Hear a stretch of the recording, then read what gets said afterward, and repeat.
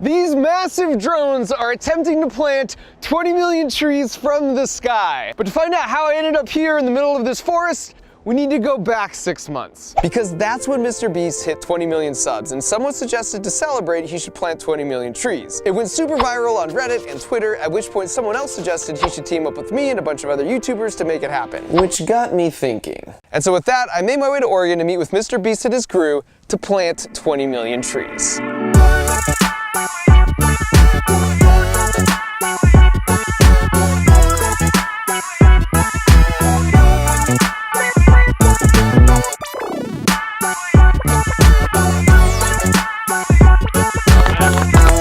One down, 19,999,999 more to go. Yeah!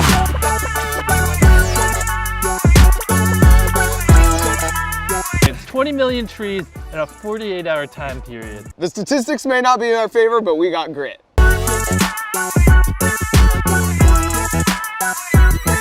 Worm! Worm! Abort! Abort! Save it, save it. These guys are talking a big game, like they know what they're doing, but I'm gonna go do an impromptu pull test.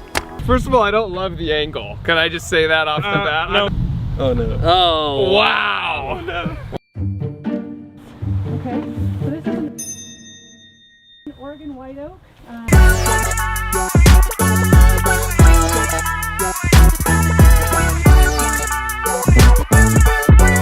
We've been planning all day, solid 8 hours. We're up to like 250 trees. So, I mean, it's a start. It's definitely a start. Can we just say, look who's the dirtiest? I saw you rubbing stuff on me. Wow. Just look who's the dirtiest. Yeah, come on, Mark. Hey, mine's super dirty. My bat kills. There's a field of trees. 300. Yep. After a full day of planning. 300's less than 20 million. So after talking it over, we decided we would play to our strengths. Jimmy was going to try and solve our problem with a tweet recruiting thousands of people, and I was going to pursue a more robotic solution.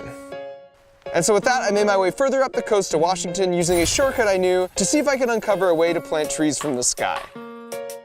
But before I get into that, have you ever thought about where trees actually get their mass from? The knee-jerk reaction is to think it comes from the soil, but that can't be true because if you have a tree in a big pot, as the tree gets bigger, the soil level doesn't go down at all. The answer, as it turns out, is that the mass comes from thin air. The clue is if you look at what the bulk of the tree is actually made of. It's almost entirely carbon. Pretend I'm a tree.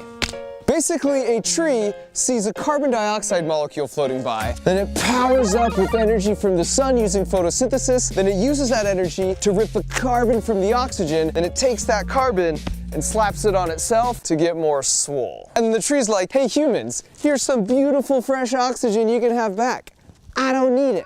So it takes the C and leaves us with the O2. That's a sweet deal. And so trees start really small, but in order to get bigger and bigger, they're just sucking more and more carbon out of the air. And so now you can see a tree and appreciate the beauty in the shade, but also that they're just these really massive vacuum bags completely stuffed full of carbon.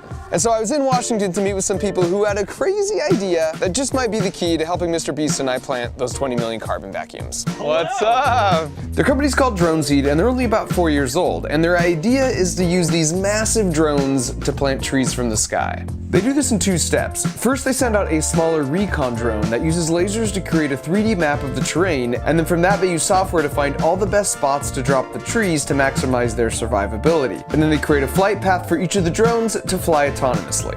Then you load up the drone with a bunch of these seed pucks that you will drop from the sky. And their design is super clever too, because in each puck, represented by a hockey puck in this case, there's a special cocktail of around 6 seeds specifically chosen for the area where they're planting. And then you have nutrients, sort of like a fertilizer, that will help the seed grow and keep it from drying out. And then because you don't want a bunch of squirrels or mice just making a buffet out of all the seeds you drop, you need some way to condition them to give the whole experience just a 1-star review.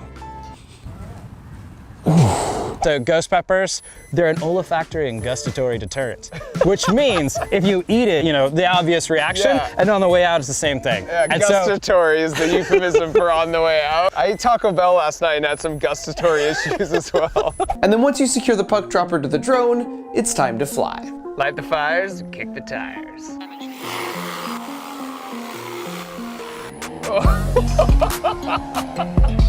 Dude, that's like a mini house just flying. That is wild. Oh, there we go. I don't know why it's so funny to me. It really just looks like mechanized poop. In some ways, this sort of like mimics Mother Nature, right? Because like a bird eats a seed, it flies, it poops it, and there's like nourishment around that seed, right? Yes, that's exactly what it is. It's biomimicry. And this is brutal terrain. You wouldn't be wanting to walk down in here. So to be able to access this from the sky is a really big deal. After wildfires, we used to rely on Mother Nature to do reforestation for us, but due to some factors related to climate change, 40% of the time now, we're seeing tall shrubs grow back instead of big old trees that can literally suck up tons of carbon. And that's an example where drones are perfect because they can get in right away and start planting trees in the smoldering remains where it's too dangerous for humans to be on the ground. Even with only 3 drones, you can reforest an area 6 times faster than a normal planting crew. If you can nail a fleet like this with just 3, you could just scale this up. You can imagine the potential where, you know, you have a swarm of 100 drones. The work DroneSeed is doing is awesome. It gives me so much hope when I see people use really cool technology to solve really big problems. But they're still fine-tuning their system before they massively scale up. So they just aren't going to be able to help us plant the 20 million trees in time. Which is why we've been talking with all our YouTube creator friends for the past 5 months. And we decided if we were actually gonna plant 20 million trees by 2020, we would need to bring the entire YouTube community together on this. I'm stoked. Let's plant some trees. I'm so excited.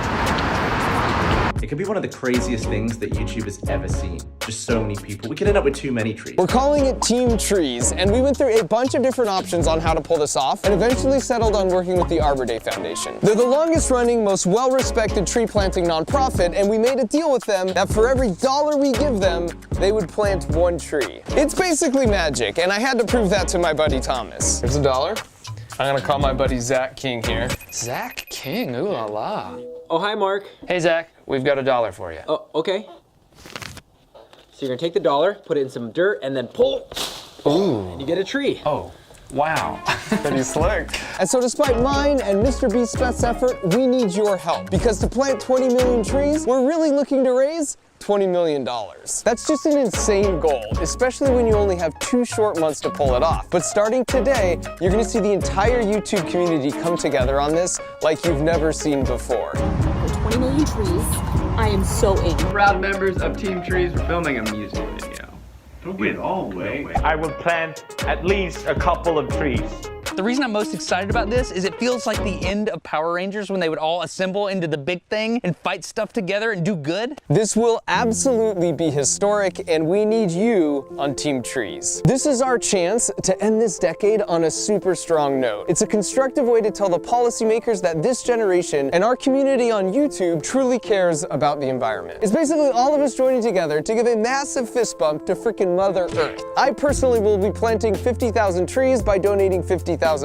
But that's still way less than 20 million, so join me and Mr. Beast and all your favorite YouTube creators by clicking that blue button right over there and planting as many trees as you can afford right now. We honestly need you. If you're a working adult, consider how many trees you're willing to plant to send a message. If you're a kid, talk to your parents about this. Get creative and do some chores to earn some money. Ask for some freaking trees for Christmas. You can pick up 20 littered soda cans and then recycle them, and that's literally 1 more tree that will exist in the world than if you wouldn't have done that. This is all hands on deck, so either click that blue button or go to teamtrees.org and turn your dollars into trees. And then for like the next 2 months, make sure you like and double tap and retweet anything having to do with Team Trees and harass your favorite creators to join if they somehow haven't already.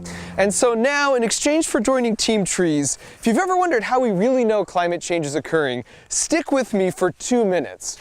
Because I'm gonna break it down real simple using this column of ice. A while back, scientists went down to Antarctica and drilled out a bunch of ice cores like this. And what's cool is that because ice layers up over time, the really old ice is at the bottom and the newer ice is on top. Now, as you know, ice traps air bubbles. So as you move your way down the column, you get these little pristine pockets of air going back in time. What they found was that CO2 levels in the atmosphere naturally fluctuate from about 200 to 300. But then starting with the Industrial Revolution, revolution, we started burning way more coal, which is made from dead trees, and we started burning down forests for resources to keep pace with a growing population. The problem with both of these is we're taking all this carbon that was in the ground in these massive carbon vacuum bags, and we're putting it back into the air at a super unnatural rate. So much so that around 1950, we busted into the 300s for the first time in at least a million years. And we weren't done yet, because just 4 years ago in 2015, we broke into the 400s. When I started writing the script for this video, we were at 411.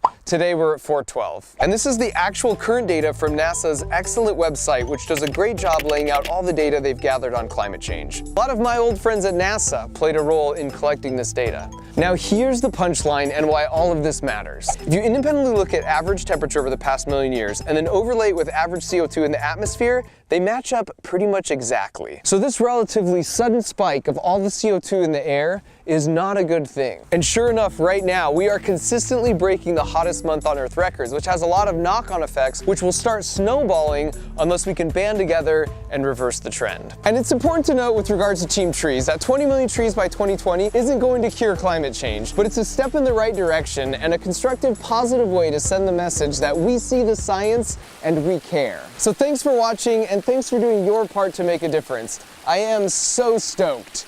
We totally got this.